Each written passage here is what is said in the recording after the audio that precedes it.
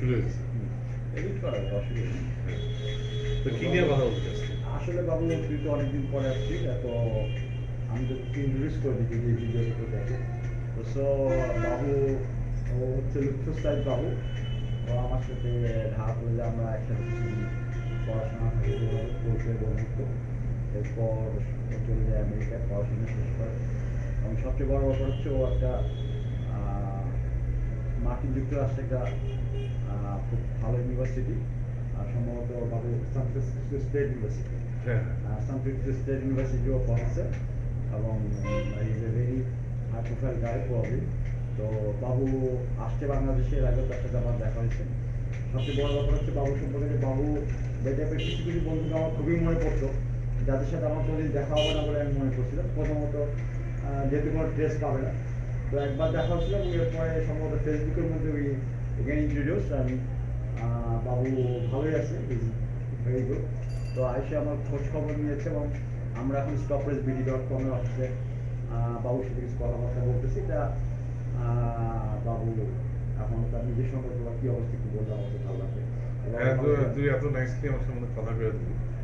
তুই কিছু প্রবাবলি, আমার মনে হয় প্রবাবলিটা ঠিক ছিল না, না, না, মানে আমার আসলে এটা language- ক্যামেরার সামনে আরেকটা রেকর্ড করতেছি, এটা আরেকটা নার্ভাস না। সো আমি মনে করছিলাম যে হ্যাঁ, আমাদের আর কবে দেখা হবে, আমি তো ওখানে মনে করছি অনেক, কিন্তু কখনো আবার দেখা হবে কি থ্রু দিয়ে আমি জানতাম না।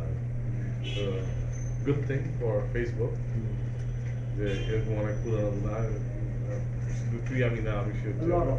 তুইও অনেকের লগে যোগাযোগ করতে পারছিস ফেসবুক। সো তো এটাই আর কি ইন্টারেস্টিং। তো stoppress.bd, সরি stoppressbd.com।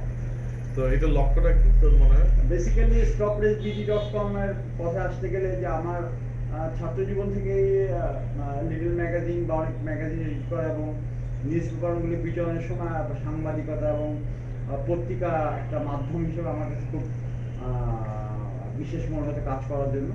এবং আমার একটা স্বপ্ন বলতে সেটা পুরো সম্ভাবনা তখন ছিল না, যেভাবে চলতেছিলাম বা যাক ডিমান্ড একটা প্রচুর মানি এই জন্য।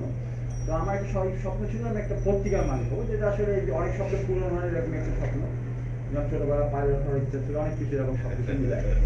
তো একটা পর্যায়ে ইন্টারনেট যখন ডেভেলপ করে এখানে আসে তখন একটু সাধারণ জ্ঞানে নেট বেজ একটা নিউজ পেপার তখন বলতাম। তো বেসিক্যালি এটা নিউজ এজেন্সি হতে পারে বা news portal, internet base news পোর্টালই বলা হয়।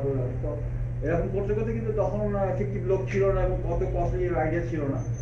তো রিসেন্টলি এটা এখানে গিয়ে অনেক সফটওয়্যার ফার্ম ডেভেলপ করাতে এবং একজনের কাছে আমাকে দেখে এটা কত কস্ট এটা হিসাব করে যখন দেখলাম এটা আমার হাতের মধ্যে, এবং সত্যি কথা বলতে আমার কাছে ওরকম একটা টাকা ছিল যেটা দিয়ে আমি এটা আসলে ডেভেলপ করে ফেলছি এবং এই পর্যন্ত আমি আসছি। হাই টাইম এখনো পর্যন্ত চলতেছে। তো এটা বেসিক্যালি বাংলাদেশে এবং পৃথিবীতে সব জায়গাতেই, তো বাংলাদেশে কি বেশি যে একেবারে ব্ল্যাক মার্কেট যাদের কোনো মানে যারা প্রিন্সিপাল মেনটেন করেন এই টাইপের লার্জ মানি হিউজ মানি মানুষরা মিডিয়ার সব মালিক, এবং এরা বেসিক্যালি তার নিজেদের ইয়েটা করার জন্য, নিজেদের প্রচার এবং তাদের বিজনেস ইয়ে করার জন্য, এবং কিছু কিছু ক্ষেত্রে তারা এটার মালিক। এখানে সাংবাদিকতার খুব বেশি নীতিমালা মানা হয় না, বা মানা হলো গতানুগতিক, এবং তাদের পেরোলে কোনো সময় হয়তো জার্নালিজম থেকে পাস করা থাকতে পারে, কিন্তু কিছু লেখক আছে তাদের টাইপ পদ্ধতি লেখা লেখে। আমি আমার ছাত্র জীবন শেষ করার পর আমি কলম লেখা শুরু করি।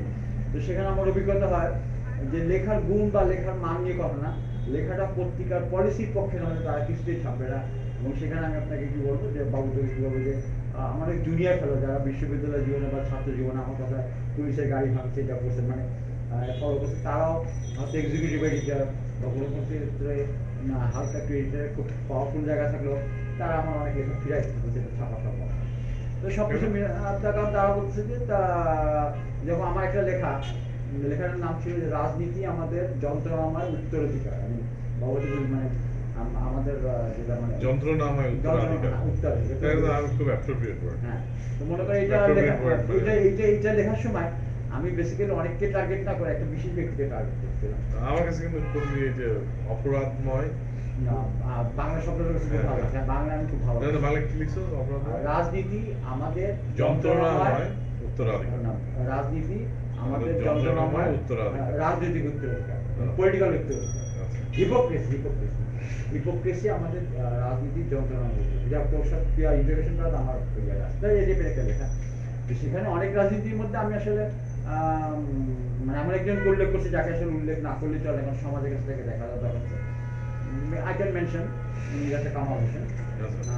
মানে যে কোনো মানুষের কাছে একটা ব্যাপক কিন্তু আসলে তার প্রতিটি স্টেটমেন্ট এবং প্রতিটি কার্যক্রম একটা প্রচন্ড হিপোক্রেটিক, সেটাকে আমি ওখানে খুব মেনশন করছি। তো আমি আর কোনো রাজনীতিকে টানি নাই, কারণ হিপোক্রেসি প্রত্যেক মানুষের মধ্যে থাকে, কিন্তু পলিটিক্যালি সে এমন কিছু হিপোক্রেসি কাজ করতেছে যেমন আজকে সে ঘাতক দালালির কমিটির পক্ষে আবার একটু পর্যায়ে সেটাকে চেঞ্জ করে ফেলেছে, মানে you can think of it. তো এটা তার প্রফেশনের মতন, বা হয়তো শেখ হাসিনা গেছে থাকতে হবে বলে, বা তার এই সমস্ত টার্গেট থাকতে পারে। তো ওটাকে মেনশন করার পর ওখানে এক্সিকিউটিভ এডিটর ছিল একবার আমার কলেজে 3 বছর জুনিয়র, এবং আমি যখন ইলেকশন করি তারা ভোট দেয়, দে আর ভেরি। তো সে আগে আমার লেখা ছাপা দিচ্ছে, যেমন তার সাথে আমার একটা শর্ত ছিল, কারণ লেখালেখির ব্যাপারে করাবেন, যে আমি লেখা নিয়ে তুমি পড়ে বলবা ছাপাতে যাবে কিনা রেখে দেবে, কারণ আমি সাথে মানে তো এটা করতো আমার যে কোনো লেখা একেবারে, ওটা বানান ভুল থাকলে না কম্পিউটার আমি তার কম্পিউটার কম্পোজ করে দিতাম, ওই বানান ভুল থাকলে ওটা সাথে সেটা হয়ে তো সে আমাকে ওই লেখাটা ফিরে দেবো দুদিন পরে বললো আমার এই লেখাটা তো না, আরো দুজন পলিটিক্যাল লোকজন থাকবে, এখন এই লেখাটা আমি ছাপতে পারবো না। আমি জানি ওই লেখাটা নিয়ে আমি ইনক্লাবে গেলে ছাপবো, বাট আমি কেন জানি ইনক্লাব আমার কোনো লেখা ছাপতে ইচ্ছা নেই, মানে ইনকিলাব থেকে ইনকিলাব নিউজপেপার তো যাও ইনকাম আমার জন্য যথেষ্ট হেল্পফুল হবে, আগে আসছে বিভিন্ন সময় বিভিন্ন ইয়েতে আমার নিউজগুলো হাইলাইট করছে, মনে কেন ওই হাউসের জুনিয়র ফেলো আমার কলেজে গিয়ে ছাত্র, ওটা যে মূল মালিক সেও আমার সম্বন্ধে খুব ভালো বলে, কিন্তু আমার ওই সময় ছাপা হয়নি আর কি। ইনকিলাব অরিজিনালি জামাতের কারণ ছিল না? জামাত ঠিক না, ওটা তিনি মালিক যেটা ইয়ে করছে, এটা বেসিক্যালি ডিফারেন্ট একটা organisation, but he was notice and suspect, যেহেতু সে অ্যাকিউজড আর কি, এবং প্রমাণিত ব্যাপার অনেক বুদ্ধি হত্যাকাণ্ড সে ব্যাপার ছিল আর কি। তো সে যখন পার পেয়ে গেছে যে এই ইনক্লাব দিছে, তো যাও ওই জন্য লেখা হয়নি। তো সব কিছু মিলে একটা পর্যায়ে লেখালেখি করতে করতে গত জরুরি অবস্থা একটা লাস্ট লেখা দম দিছি, আর ছাপায় নেই। তো এই নিউজ পোর্টালটা দাঁড় করা ফেলছে, এবং এটাতে আমার কিছু ক্রিয়েটিভ আইডিয়া যে বাবু তোমার সাথে আলাপ করছি, এটা তো এই জন্য আগানোর চেষ্টা করতেছি। সব কিছু আমার মনে হয় আমি যদি মানে জাস্ট ফিনান্সিয়াল, খুব বেশি ফিনান্স দরকার না, একটা সাস্টেনেবল ফিনান্স পেতে পারি, তাও 6 মাসের মধ্যে এই নিউজ পেপার এটা একটা মোটামুটি স্প্রেড শুরু করতে হবে। তো এটা যথেষ্ট আমাদের আলোচনার জন্য। আমার মনে হয় বাবু সব ঠিক আছে, ট্রাইং এর জন্য, মানে ট্রাইং হলো আর কি, pilot. কারণ আমি